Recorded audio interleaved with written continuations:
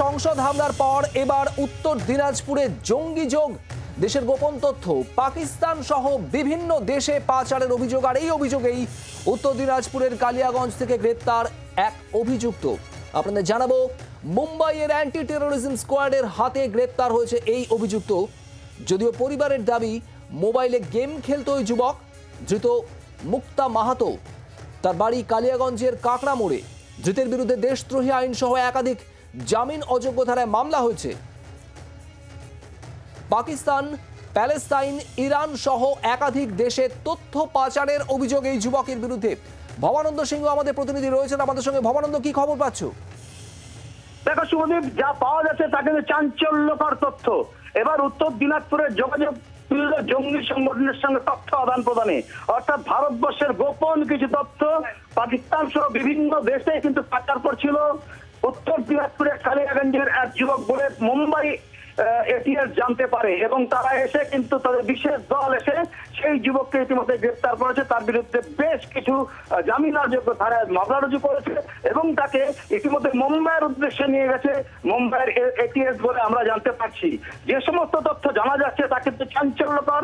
ওই যুবক বিভিন্ন রকম ডকের বিভিন্ন রকম তথ্য, অর্থাৎ নৌবাহিনী যেখানে যাতায়াত করে, বিভিন্ন জাহাজ যেখান থেকে যাতায়াত করে, সেই সমস্ত ডকের গোপন তথ্য তার বিভিন্ন দেশে পাচার করছিল এবং এই সমস্ত কারণে কিন্তু তাকে ধরা হয়েছে বলে জানা গেছে। শুভদীপ, ভবানন্দ, এই মুক্তা মাহাতো সম্পর্কে স্থানীয় সূত্রে কোনো তথ্য কি উঠে আসছে? মুম্বাই এটিএস উত্তর দিনাজপুর থেকে এসে গ্রেপ্তার করে নিয়ে গেলে এই মুক্তা মাহাতোকে, এবং মারাত্মক কিছু অভিযোগ। সেই জায়গায় দাঁড়িয়ে মুক্তা মাহাতো সম্পর্কে কি জানাচ্ছে স্থানীয়রা? দেখো, পরিবারের দাবি নিছকই মুক্তা একটা সাধারণ যুবক, গ্রাম্য যুবক, এবং সে একটা মোবাইলের দোকান ছিল, তার একটা ল্যামিনেশনের দোকান ছিল, সামান্য একটা দোকান, ছোট্ট দোকান। তবে মোবাইলে সে গেম খেলতো এবং সেই গেমই যুক্ত করেছিল অন্য কেউ বলে পরিবার দাবি করেছে। স্থানীয় বাসিন্দারা যারা শুনছেন তারাও কিন্তু চাঞ্চল্যকারে এই অভিযোগ শুনে অবাক হয়ে যাচ্ছেন যে এমনটা হতে পারে। তার মুক্তা মাহাতো সাধারণ যুবক বলেই কিন্তু এলাকাবাসীও পরিষ্কার জানাচ্ছেন। তারাও কেউ কল্পনা করতে পারছেন না মুক্তা এরকম ধরনের কাজ করে থাকতে পারে। তবে সব মিলিয়ে যে সমস্ত তথ্য এই মুহূর্তে গোয়েন্দা দপ্তর সূত্রে জানা যাচ্ছে তা কিন্তু মারাত্মক, তা কিন্তু যথেষ্ট চাঞ্চল্যকর। এবং এই গোটা ঘটনাকে যখন চাপা দিয়ে, সমস্ত ঘটনাকে চাপা দিয়ে গোপনীয়তা অবলম্বন করে রায়গঞ্জ পুলিশ সেই মুক্তা মাহাতোকে আদালত থেকে মুম্বাইয়ের উদ্দেশ্যে পাঠায়, তখন কিন্তু যথেষ্ট নজর রাখো। দেশের গোপন তথ্য পাকিস্তান সহ বিভিন্ন দেশে পাচারের অভিযোগ, আর এই অভিযোগে এই কালিয়াগঞ্জ থেকে গ্রেপ্তার করা হয়েছে এই ব্যক্তিকে।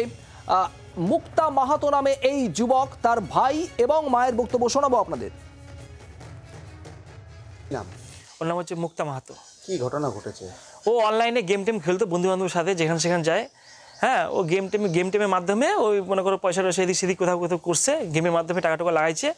ওটা নিয়েই সন্দেহজনকভাবে ওই টাকাটা হয়তো বাইরে চলে গেছে, বাইরে থেকে ওর কাছে আসছে। এটা নিয়েই সন্দেহজনকভাবে পুলিশগুলো ওকে নিয়ে গেছে, জিজ্ঞাসাবাদ করছে ওকে নিজে। কি কারণে ওকে পুলিশ উঠায় নিয়ে গেল? ওই গেম খেলার মাধ্যমে। কেন গেম টেম খেলছে? গেম টেম খেলার মাধ্যমে এখন কার অ্যাকাউন্টে কে টাকা আসছে ওটা তো নাম জানা নাই। ও হঠাৎ 2000 টাকা আসছে, ও ভাবতে পারে না, ও আবার রিটার্ন দিয়ে দিয়েছে টাকাটা। এটা নিয়েই ওকে পুলিশ সন্দেহভাগী করে নিয়ে গেছে। আমার ছেলে কি করতো? আপনার ছেলে কি করতো? অনলাইনে দোকান, কাকড়া মোড়ে।